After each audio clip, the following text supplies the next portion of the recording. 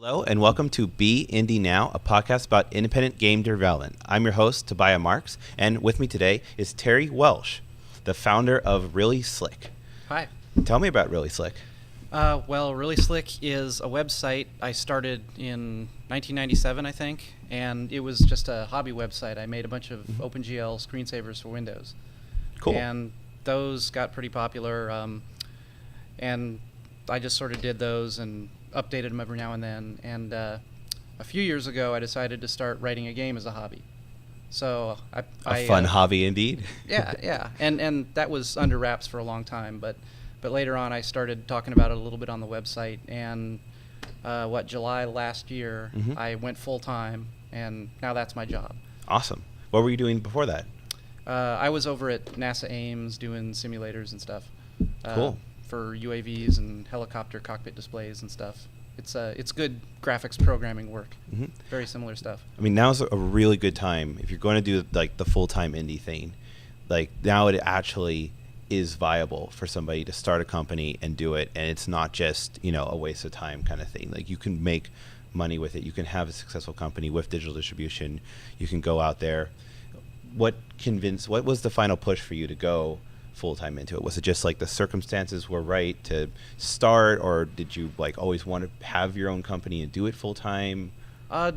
Different things. So like you said, the digital distribution is good, and the tools are a lot better now for development. And I was having so much fun with my hobby project, and testers liked it well enough that was real encouraging. So eventually I had been at my last job for 6 years, and I had done a lot of stuff there, so it was time to try something new. So I figured, well, I'll give this a go and see if it works out. Awesome. So have you just been working on the one game? Right. Cool. What's it called? It's Retrobooster. Tell us about it. So have you played, you've played Asteroids and Gravatar and Lunar course. Lander and games like that. It's inspired by those. It's a cave flyer. So it's got an asteroid-style thrust ship. The main difference I wanted to give this game is the ship is really responsive. So I remember playing Asteroids on the Atari 800, and the screen was wraparound. There were no caves to fly in, so your ship could go super fast, and you could go, off one side of the screen and on the other at, light speed and run into stuff or your opponent or whatever, and it was great. But in cave flyer form, people usually slow the ship way down because you got to fly through the caves, and it's hard to keep it under control. I always thought, with enough practice, you could control a really nimble ship. So I made it responsive, and it gives it a little bit of a learning curve, but the kind of levels you can do in a cave flyer are completely different that way. So that's my game. Cool. Who do you think the target audience is? Do you see it as more like a hardcore game that you really delve into, or do you think it's something that's accessible for a wider audience? I'd say it leans hardcore. I've had some testers say that it's kind of casual in the sense that it's level based. So you can do a level for a half hour one night and then put it away and come back the next day. But definitely it takes more than a few minutes at a time. Yeah, I mean, even like if your commitment's past the 10-minute mark, I think there's certain level of users, right, that won't put that. Especially if I come from mobile industry myself, so like I always think like minute or less is a lot of gameplay over there. So 10 minutes, there's a big difference between 10, 20 minutes versus 2-3 hours. Yeah. But it's still interesting. Like this one you could play for 20 minutes at a time maybe, or you could play it for hours. True. I mean, but also people play like those 1-minute games. They'll play them for 3 hours straight, just doing 1 minute games. Yeah. So you're limiting people on how far they could. I guess there's some types of games that do.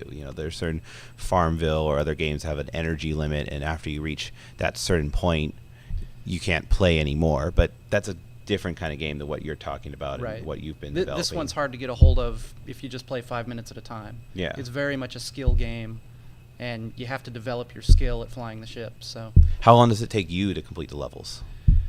I think I've played all the way through the game in around 3 hours. Okay, that's pretty substantial amount of gameplay. Right, that's the nominal difficulty level. From testing, I think there's upwards of 20 hours the first time you play through all the levels. Wow.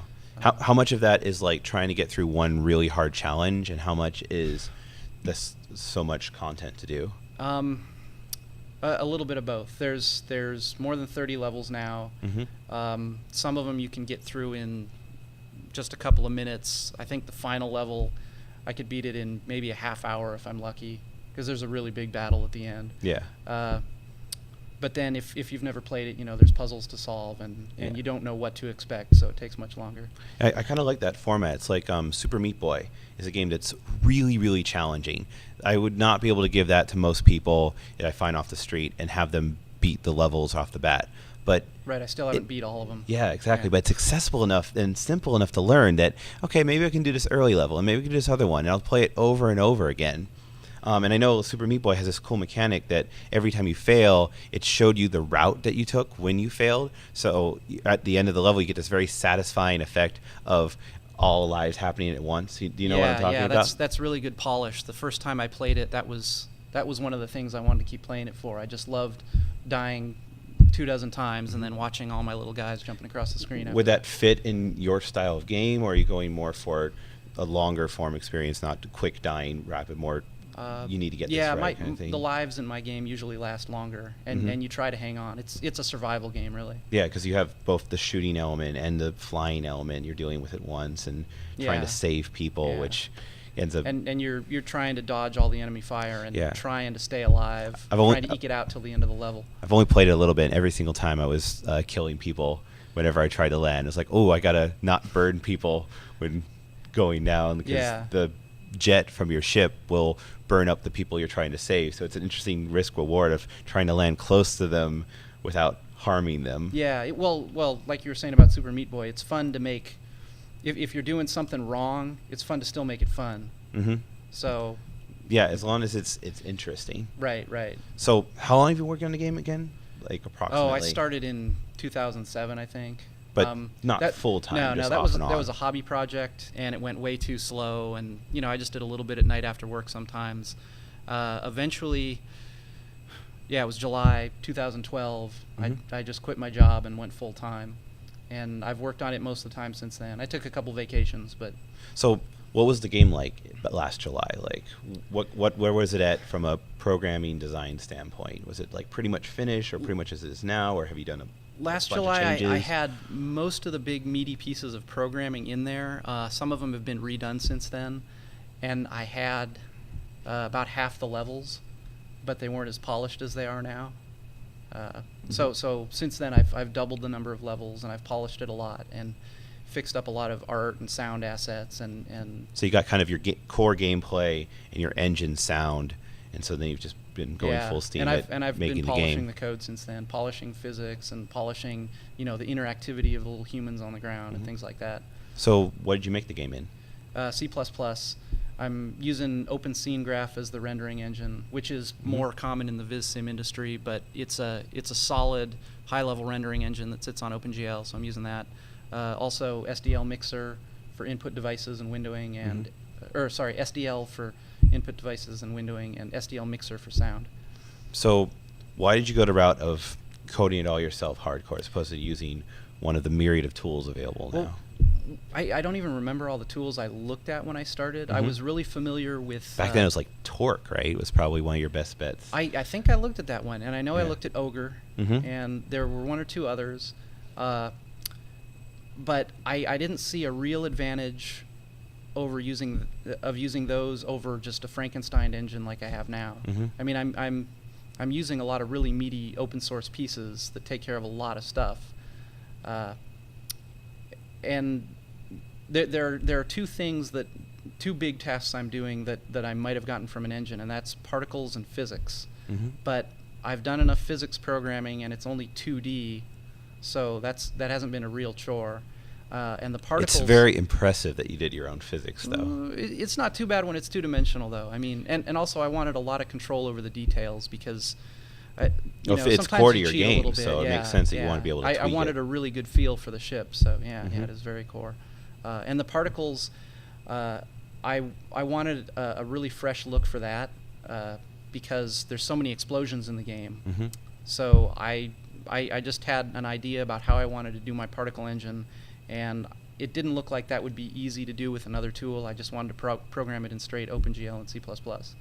Have you thought about, now that you've kind of perfected the game design, that you have an idea of what you want and even how your levels want to work, have you thought about re-implementing it in a tool like Unity or something that will do a lot of that like last minute polish for you of like random features, or be able to distribute to other platforms easily, like if you wanted to go to iOS, Android, and Windows Phone with one build? No, I haven't looked at that.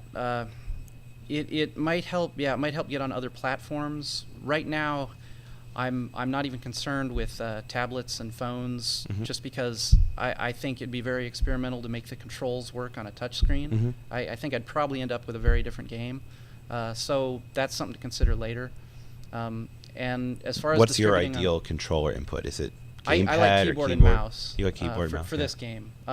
You know, in a first-person shooter, how mouse has always been better. Everyone seems to agree on that. Yeah, That's I mean, because you can WASD aim so well. mouse is just. Yeah, you can I aim mean, really sorry, well with the console mouse. gamers. There's a lot of first-person shooter out there on consoles, but I prefer keyboard and mouse. Yeah, you can play them pretty well with a controller, but for aiming, well, mouse it always has depends the on the upper kind of game, right? Like the shooters on the consoles are kind of designed to be played on a console, so a lot of the action isn't up or down; it's more left and right focus, or there's a bit more. Oh, sometimes they have auto aiming, but it depends on the game. Right. And if you design it for a console, then yeah, that makes more sense. But there is the PC style shooter that's designed for that kind of experience. Yeah. I mean, I've played people in different versions of Quake, and you know, you can turn around, do a 180 instantly, and nail someone with a railgun or something, and you just can't turn around that fast with a controller. So yeah, I've got controller support also. I'm not as good at that, and from what I've seen, some people prefer it, but I've never seen anyone get quite as good as they can with a mouse. And I do fine with the keyboard as well, but and keyboard looks better when you're making videos and stuff. But how many people have you had playtesting the game? I think my list of testers is it's over 30 now, maybe 40. How did you find them? Is it random people you met off the internet, or family and friends? Yeah, it's some friends and family, and some people have just emailed me and said, "Hey, I like your game. I want to be a tester." And that's awesome. Yeah, how do they find you? Just I'm from your I'm like on Windows plugins, Twitter and Reddit and stuff. And, okay. and my website. And so I've just talked to random people. And have you like gone out to like a farmer's market or something and bought pizza? Be like, hey, play my game if you for a slice of pizza. Not yet. I've heard about people going to coffee shops and yeah, working on their game. It and is putting a a sign really on good the back way of to their get laptop testing. and just saying, "Do you want to play my game?" I haven't tried that yet. But no, you absolutely should. It's a really good way to get feedback, and you get a different group of people, right? Because your friends is a very self-selecting group, and your friends are horrible testers because, let's face it, they're your friends. Yeah, they're nice you to you. ask them to be honest. But yeah, you won't get it. Sure, your family cannot be brutally honest with you. Yeah. At best, you get like, "Oh, this game's not for me." Like I've shown so many games to friends, and like, it's good. I could see some people liking that. It's like, well, what you're actually saying is that it's awful, and you don't like it, and they won't tell you that, right? Yeah. You have to get a stranger's opinion who's willing to tell you that to your face. Yeah. And the best way to do that is to find people who just have no connection towards you. I mean, people browsing an indie game subreddit is already a self-selecting group of people who are probably indie developers themselves, or maybe they really like indie games and they already have a propensity to be nice to you, right? You want people who will look at you and see no difference between you and Tetris or you and some other game out there. Right. So one thing I did that was different is it was easy to get Windows testers because everyone's downloading the demo on Windows. Not so many people download it on Linux. I don't have an Apple version yet, but just Windows and Linux. But I went to the chat room on Linux Gamecast, which is another show with more of a video component. But the guys in the chat room are great, and they're just always talking about whatever. And I said, "Hey, do you guys want to test my game?" And I got 5 or 6 guys who just said, "Yeah, send it over." Yeah, cross-platform is definitely absolutely the way to go, because you want to be available for everywhere if people want to play your game. And now there's more platforms than ever too. So I would, I have a bias coming from the mobile industry, but people love indie games on mobile tablets, and especially like those kinds of shooter games where you're kind of floating around, and I think touch controls could work because it has that accuracy of the mouse, because you can tap in an exact right area. You just have to work out how you do thrust versus shooting and that whole angle, and it would change the design a little bit from how you described it. It would be an experiment. I would like to try it. It's something worth experimenting with. Yeah. So you have your own code base, so you're working from scratch, and how you're going to release it. There's platforms that you can distribute EXEs on. There's even the Windows 8 store that you could compile for that. But each SKU is going to take some amount of effort to do, versus how much effort would it be to redo it. I know I use Unity as an example just because it's so popular right now and it has so many available tools. But I mean, I think Torque and Ogre are still around. They're probably better in 2007. They've just been kind of overshadowed. But have you thought about what it would take to re-implement it, if that's even in the realm of possibility? I just haven't thought about it yet. There's too many things to think about. It would be worth considering, especially if I was going to go to other platforms. But right now I'm focused on releasing on Windows and Linux, so I don't have a reason to change at the moment. Fair enough. How much more work do you think you need to do to the game before it's ready to release? Not a whole lot. I think it's about 95% of the way there. Yeah, when I saw it, it looked really, really polished, really cool. Right. I just sent a new version off to testers last week, and I'm waiting on that. And I'll try and do a few more level updates. I've got enough levels, but I want to make sure they function the way they're supposed to, and I'll fix up a few bits and pieces in the code. So are you in bug search and destroy mode right now? Or are you still looking for feedback on the design? Mostly feedback on level design. That's okay. That's the so big you're not even at the bugs. If anyone finds a bug, that's fine. But I keep on top of the bugs. I've been doing that all the way through development, so I don't have any outstanding bugs right now, I don't think. Right. I'm sure someone will find something else. Yeah, I mean, there's always possibly something, yeah, but there's it's more always so something, but you want feedback on how that changed the game and how to make it better. Right, just make it as fun as possible. That's the big thing. So what kind of changes have you done so far from your playtesters? What's changed since you got in front of people? Wow. That's hard because it goes back a long way. Yeah? I mean, just something recent then. I mean, you've been working on it for a while, so I'm sure it's been gone through a lot of changes. Yeah. Well, I mean, one of the big recent ones was just doing a new in-game interface. I had sort of the classic video game, all your stats up in the upper left-hand corner before. That was sort of the classic look. But I got feedback from a few people saying they were playing it on a TV screen or a monitor that's too small, and they couldn't see the text well enough. So I spread out the interface and spread it around the screen, and that gave me a chance to not just make the text bigger, but make everything more accessible and easier to look at. Yeah, it kind of reminds me of, what was it, Dead Rising, I think, had that problem. It was an Xbox. Was it a launch title, or it just came out shortly after? But it had this really small text because they developed the game all on HD TVs, and that was back in the era when most people didn't have it, and then we released it and people couldn't play the game. They couldn't read the missions, they couldn't figure out what's going on, or at least it was much harder than it should have been because they were taking for granted the resolution of the TVs people were going to be playing it on. Yeah, I get a lot of trouble with resolution. I have a 34-inch CRT at home. Oh, wow. And 34 inches? It's a great CRT. It's yeah. like the last one Sony ever made, so the color quality is awesome. And yeah, by standards 20 years ago, that's a huge TV. But now everyone's making text in their console games that's so tiny that it's hard to read. So what's the resolution on that thing? It's a 1080i. Okay, that's fairly small for the size, I guess. I mean, I'm used to like the large cinema displays now. Well, it's big enough for just watching TV. Oh, it's a good resolution. Yeah. Don't get me wrong. I've seen so many like 4K screens now. I don't have one myself, but like the resolution's going crazy. The resolution's great on those. I don't have any desire to get 4K in my living room. No, I mean we're all going to have it in a couple years, unless right? you want a huge viewing angle. I don't know if you need it that bad, but yeah. Especially when the very detailed displays too, and how small they're getting, because it isn't just about how big the screen can be anymore. It's the pixels per inch mattering a lot more. Right. So back to your question though. One of the other things, I got a feedback from a tester a few days ago, and he was on level 16 or something, and he had given up on the last version. He says just too hard, and then he tells me, "Oh, you have to activate your shields with the space bar." He hadn't figured that out. Well, I shouldn't say that. I mean, I hadn't built it into the tutorial well enough. Someone needs to know that. But the new interface I had put in, he had spotted the shield meter because it was bigger, and said, "Wait, why isn't my shield meter going down?" So he looked into it and investigated and found out he needs to use a shield. Actively turn on, and then he wasn't doing that. And then all of a sudden the game became much easier and he could do more things. Interesting. And do you think it was impressive that he even got to like level 16? I thought that was very impressive. Yeah. So he was having a more frustrating time. He said he was learning to shuck and dodge a lot to get through all the enemy fire. Interesting. And you need to do it a lot. I don't think you could beat.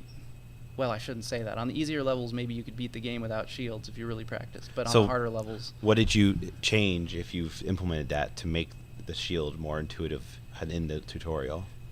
I haven't decided about the tutorial yet. I've got to look into that. I took a note and... Tell me about the tutorial in general. How do you teach players how to play your game? The tutorial...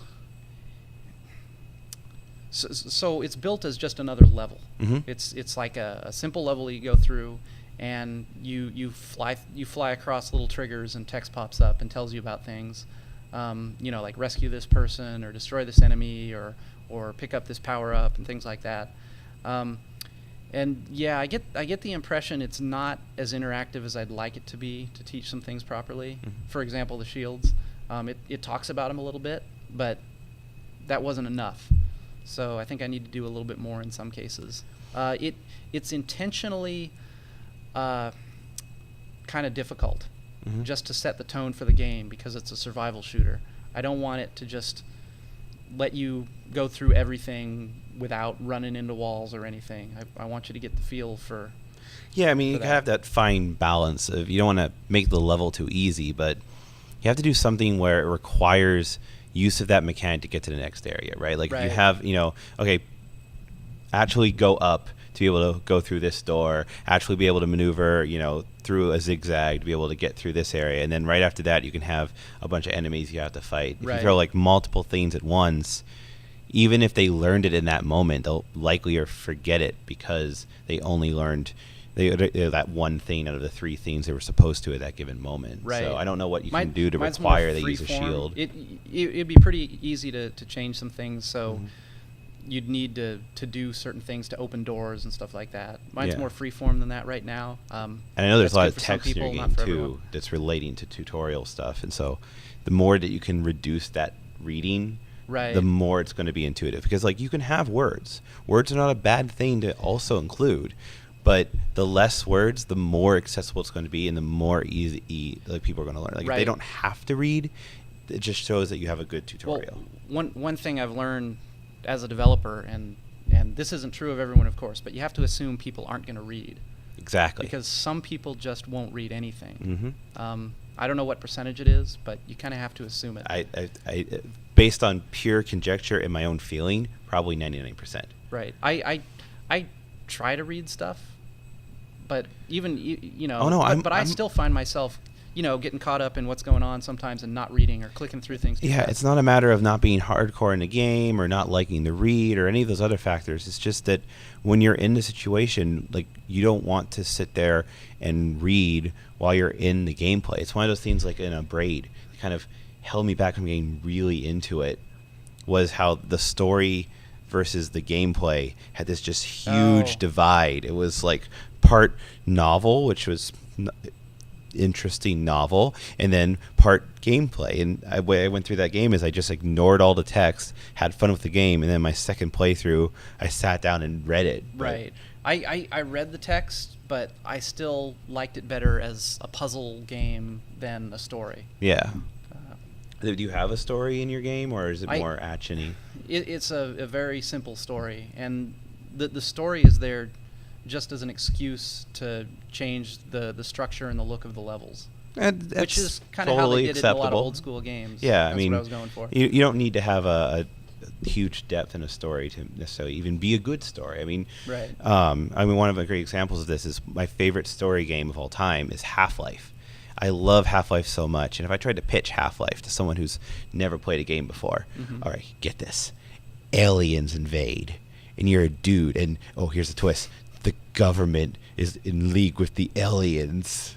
That doesn't sound like that interesting a story. Slightly more complex than my story, yeah. Right? Like, that's not exactly a horribly compelling, unique narrative, but in the game, it communicates it so well without telling you the story. You observe it, and it feels like a really rich, in-depth experience because it felt like you went through it as opposed to it being told to you. Right. That's kind of what I'm going for. Yeah. I wanted a good left turn in the middle of the game where you get to the bad part of the galaxy, and that's where you get the gross levels with all the slimy things and the disgusting monsters. Just because I like that sort of stuff in games. Cool. But it's better just told visually. It's better just to see it than to worry about the story. Do you have any characters in your game? Do you have asides, or is it more like us versus them? Your all the character aliens are is doing the this now. spaceship. Yeah. A lot of people have been telling me to put a character in because you've got to have the whole emotional connection to your characters and stuff, but I've ignored that completely. Well, it's good to have an emotional connection, but it doesn't need to come from a main character. Something that I ran in with my game, Blast Monkeys, it had very minimal story, and we always referred to it as there's one monkey named Moki who's being shot out of a cannon. But still, I come up to people like, oh man, I shot like 3 monkeys over here. I had a monkey do this and another monkey do that, and people just kind of accept it as once I died, that monkey died forever, and it was a new monkey. Yeah, and yeah, we were kind of going more kid friendly. The monkey gets back in the canon in our game, but it seems like you might have the same situation where am I just a ship, or is this my ship? Yeah, in the story, you're a team of guys working on a junkyard planet, and you've got all the old, dilapidated ships that have been thrown out. And so when the aliens invade, you take all the ones you've been fixing up and you go off. So you're like a team of people. But really, visually, you're just one ship at a time. Yeah, I mean, even if you had something as simple as like when you die, a little, escape pod, parachute, or whatever comes out, and then, you're in a new ship, and it just implies, oh, this is just another one of my junkards I happen to have lying around, and I have 3 lives, so I happen to have 3 junkards. Or give each junker a little different paint job. Yeah, exactly. I mean, it also could make sense, too. I don't know, how do you gain lives in your game? Yeah. So, how do you gain lives? Is it point-based, or...? Partly. You when you get past a certain amount of points, you'll randomly get tokens. You can get weapons and power-ups, but you can also get an extra ship token. There you go. And So you just gotta grab what you can grab is like, oh, these are extra parts for another ship that I can scrape together in the junkyard. Actually, that's a good idea. Maybe you need multiple parts for one ship. Yeah, I mean, and so then what you're collecting is parts, right? So and I destroyed a ship, and so my reward is the parts of that ship that I collect, right? Yeah. So I got, instead of 30 points, I got 30 junk parts. There you go. That's a good idea. Yeah. Yeah. So speaking of changes you're going to make, like what's on the agenda? What needs to change before you feel like this game's ready to release? Because I'll tell you my answer, but I want to hear what yours is. Okay. Well, mostly I just want to polish what I've got, and I want to make sure the levels are the right difficulty. I think I've got the right pieces there in general. I'd like to maybe put an achievement screen in there if I have time, because I like those. I don't like the ones where you get an achievement for beating level 1. I hate that. But some if actual it's achievements that you have to work for, I like that. I mean, your game, it's really cool. I mean, we don't have it's showing on the screen right now, but you can check it out. There's going to be a link down below this video if you're watching video, or on the website if you're listening to the podcast. The game is really, really cool. It looks really good. A lot of the games I've seen in that 10% polish, where it's almost there, but it needs that last 10% to really be good. But you're in that last, less than 5% polish. I would say you just need to release it already. Just get it out in public and start selling it. Start saying this game has values. It's good. Yeah, people have been telling me that for a year, and they're probably right. True. Because they know the business side better than me. And it's not even a matter of you'll start making money. You feel like it's never going to be ready. No matter what, it's not going to be as polished as you want it to be. And playing it in front of other people is how you're going to get that feedback, how you're going to know how 1,000 people are going to interact with it. You can, get pizza testers and all that, right? But, you're at the point where just start building up a fan base, start building up 100, 200 people. It's okay if it isn't that popular for the first 3 months. You have kind of a soft launch where you iterate on design, maybe you change things like the story or add new systems like achievements or this scrapyard, but just get it out there. Yeah, you'll feel better for it working on version 1.1 than going from version 9.5 to 9.6. Right. I've thought about putting out what I've got now, or maybe something in a few weeks that's that goes out to people who do the pre-order.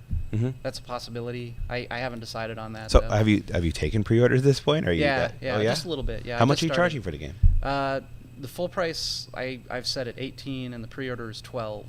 Mm-hmm. How'd you come up with those numbers? That's really very arbitrary. subjective. Yeah. Yeah. I just looked felt like that was right. I looked at other games that are kind of similar and kind of at the same level with the same amount of content, and then there's like niche game versus accessible to everyone game. Mine's Mm-hmm. more of a niche game, I think. And yeah, it's really subjective. That's what I came up with. I don't know if it's right. I mean, testers were telling me anything between $5 and $40. Mm-hmm. And yeah, even indie developers, they were telling me between, I think, 10 and 30. No, there's a lot of this 99-cent app thing where you got to be cheap, but that's not really true. If you have a game that's of quality, especially for the kind that's going for the more hardcore set where you are meant to play this game for hours and hours. I think there's enough content. Yeah, I mean, if you're taking hours to get through the whole thing, you definitely have content that is at least $5 in value. Mm-hmm. $5 I think is a good price. You might want to experiment with sales. Maybe you set it as 15 or something, and then you say, okay, well, for the first month it's out, I'll go for 10. Yeah. And figure out how that will sell, and you can always change it, right? You can always make it cheaper. I also wanted to lean on the high side because it's okay to lower your price, but raising it, no one likes to see funny that. thing about leaning on the high side is that you can launch the game as a $15 game mm-hmm. for $5 for the first 3 months. Right. Because you build up an audience. It's kind of like what I'm doing with the pre-orders. Right? Because it's just making that gap really extreme. So it gets that high call to action. Like, hey, you want to try this game now. Okay, it's not quite polished in the way it's perfect yet. I'm still working on it a little bit. It's version 1, but you're getting it for $5. And 3 months from now, when you have, even if it's just like 50 people, right? You have mm-hmm. 50 people who bought your game and are playing it, and they've gone through the whole experience. Maybe they're done with it and they'll never play it again, but you got their full feedback, especially if you're doing any kind of serious analytic collecting in the game. If you mm-hmm. can monitor, well, everyone dies on level 12 versus level 1, and you're doing that automatically. I've got that in there right now, and that's helped. See, you're already you need to launch this game. That's my number one. I saw this game and it has to come out. Just set it as by the end of the year, by the end of the month. Just find a store to get it out there and do that. I mean, if you're going to end up recoding in Unity or something to go cross-platform, and there's a bit of a work before you do that. But mm-hmm. this game in its current state, just get it to 1.0 already and work on 1.1. It's totally arbitrary. But people like that. If you work on your game and you polish it for a year and then you release it and you don't update it, you'll be less popular than if you release it half finished but make a 1.1, 1.2, 1.3. People really, really respond to iterating on your product. They know you care about it. Right. And I've seen a lot of devs doing that. They come out with the alpha version. It makes so much sense. Start development, and that works really well for them. I was also wondering though, what's the value in doing not a soft launch, but a launch where you send out all the review copies and all the reviews come out at once. I mean, there's value to that, and can you do that if you're doing this kind of soft launch you're talking about? You can. I mean, there's always do both, right? You can do a launch and you can have your fanfare, and it can be kind of a soft launch. But if it's a game that is your first game that you're releasing and you know that there's stuff you want to work on but you aren't exactly what needs to change, I'd lean more towards a soft launch. I mean, way a professional might do it. Mm-hmm. And no, okay, let me take that back, because professional is a BS word, right? A lot of people I know, a lot of serious businesses and publishers will do it. People who have millions of dollars at stake. The way I've seen them do it is they'll launch in Canada, UK. So actually, those are getting more popular. Sometimes Australia. I picked English-speaking countries because they're easy to test in, but some of them localize first and get into a smaller market and soft launch there. Get the group, get the feedback, because the feedback, once you have a certain mass of people, if you get even 1,000 hardcore players in a casual game, which is nothing when you're talking about games that are meant for 100 million players, but you can get some serious feedback and numbers from those that will affect your game. You can make the changes and then do your big launch in the countries you care about more, and just kind of do targeted launches scaling up. Now, as an indie, that takes time, that takes work. If I were you, I would just go to the win, go soft launch, and it's, at some point you can talk to a reviewer and say, hey, my game's about to come out. Do you want the exclusive? It's going to come out on this date, and have a big trailer. But if you don't have much of a following already, or even if you do, if you just want to convert people over, it's sometimes better just say, here's the link, buy it now, download it here, buy it right now for $5. It'll be $10 next month, and you see what happens, right? If no one buys it, you can figure out why. You can even collect analytics on your links or your page. How long did they go on it? Was it, you can set up ads, like you have a landing page with one screenshot or one icon or one description text, and have a bunch of different landing pages where it changes one element from there. Like, okay, and this one, it uses this screenshot, but it's otherwise the same dialogue text. And on this page, it's the same, this one screenshot, but with different text, and then do an ad campaign. You're talking about a lot of stuff I'd like to do, but it's really hard to do as one person. And, I think it's doable. I'm talking a lot about doing test A/B campaigns and finding user acquisition, and maybe that's a little bit too far of what's going out. But I think it all goes back to just release it already. Yeah, you'll feel better. You'll feel more successful just when to say it's a finished product, because you have a product that's worthy of $5 right now. You want it to be worthy of $15. So just release it as is right now, worthy of $5. And work on it till it's 15 in public. That's my, preach release now. You very well might be right. I've heard it from a lot of people. So, yeah. So I need to think about it some more. Speaking of which, have you thought of any post-release content? Is it one of those games that you want to finish and be done with, or do you think you'll continually work on it? Yeah. So it's the sort of thing I think it'd be a good candidate for doing mission packs and things like that. Also, right now there's multiplayer with co-op and deathmatch. It's just split screen. It's not networked. Just to clarify, but there's room there for other game modes. Maybe a race mode or some sort of arcade mode. Mm-hmm. So things like that could get added on. And then one of the elements in the game is puzzles. And I had so much fun making the puzzles. I really hope people like them, because I didn't do too many of them because I thought that would slow the game down too much. It's still primarily a skill-based flyer and shooter, but I think the puzzles break it up and make it interesting. And I think it'd be really fun to do a spin-off that's just a puzzle game. Yeah, absolutely. The same kind of mechanics, but lots and lots of puzzles. So yeah, there's different possibilities. Yeah, I think you're on a really good track. I think it's just one of those things that you have to, now that you're full-time, now that you're plunged into it, it's not a matter of polish for you. It's a matter of get it out there, iterate on it, see what works. Maybe you find that people do like the puzzles, and you'll make a new game that's puzzle-based. Maybe you'll find it, this is the game you work on, and you'll grow, right? But you don't know. Either way, I'm planning on releasing, first quarter next year. So it's not that far off. It's not that far off, but why not December? I don't have a simple answer for that. Right? I mean, it might be possible. There's some technical reasons of what you need to do here, and where you distribute it, what's able. But I would say those are probably your number one priority to figure out. Yeah. But I'm really glad we were able to talk about all that and figure out, or not just figure out, but talk about the solutions for you and different ways you can develop the game. I'm really excited to see it. I've already forgotten the name of it, to be honest. What's the name of it again? Retrobooster. Retrobooster. Why did you come up with that name?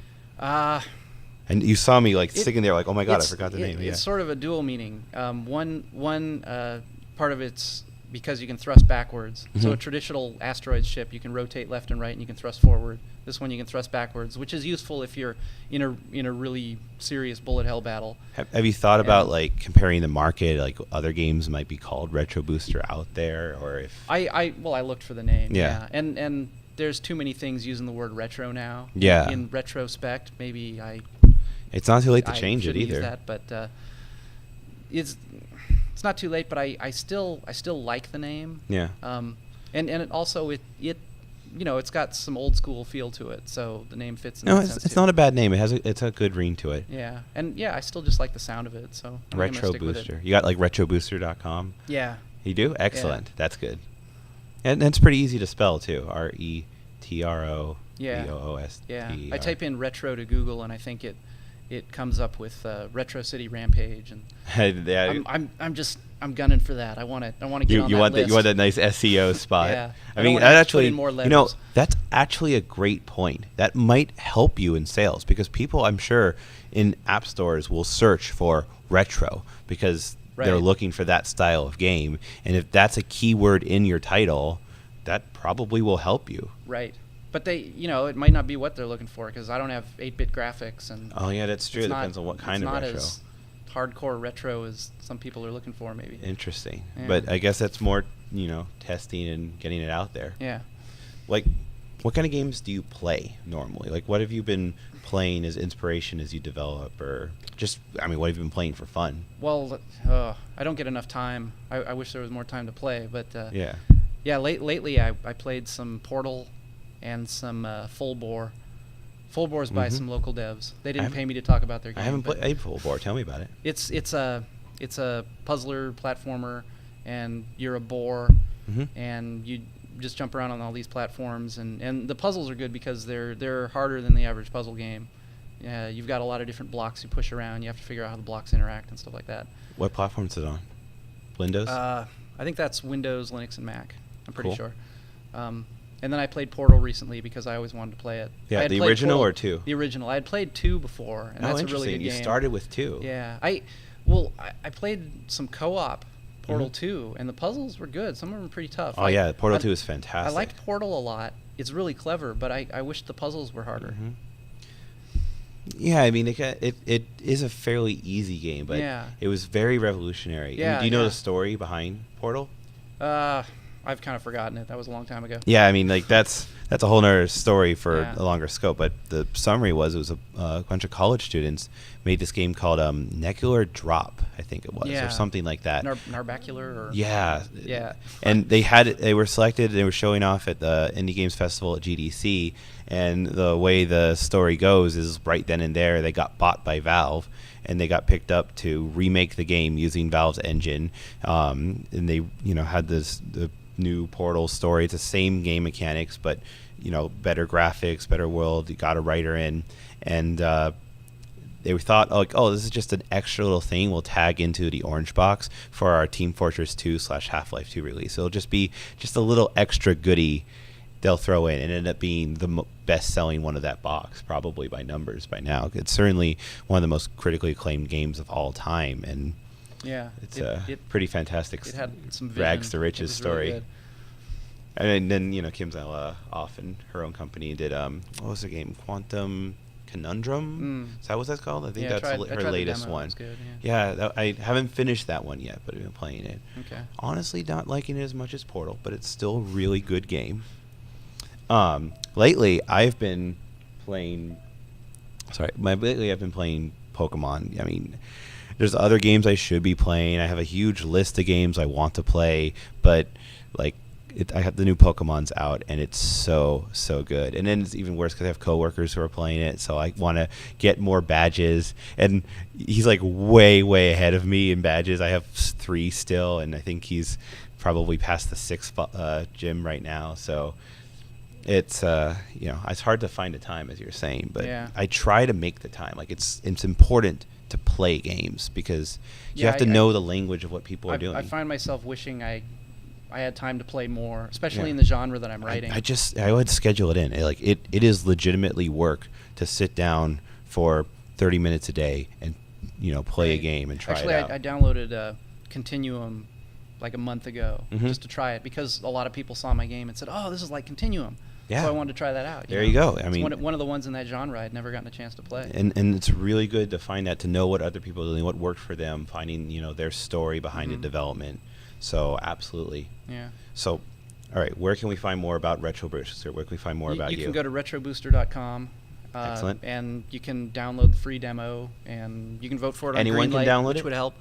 Yeah. Excellent. There's a demo for Windows and Linux, and I'm on Twitter at Terry M. Welsh. Cool. So if you want to hear and really all the slick, bits about the game. ReallySlick.com? Yeah, ReallySlick.com. Retrobooster.com just forwards to my game page there. Perfect. So Awesome. I would encourage all you guys to go check it out. If you want to find more about me, it's tobiahmarks.com or at Tobiah Marks on Twitter, or you can just email me directly, tobiah.marks@Microsoft. If you know my name, you know how to find me. If you want to find more about the show, you can go to beindynow.com, where you can get our YouTube channel. You can find links to the podcasts or RSS to subscribe in your favorite podcaster of choice. Thank you very much, Terry, for being on the show and talking with me. Thanks for having me. Go out there and make some games.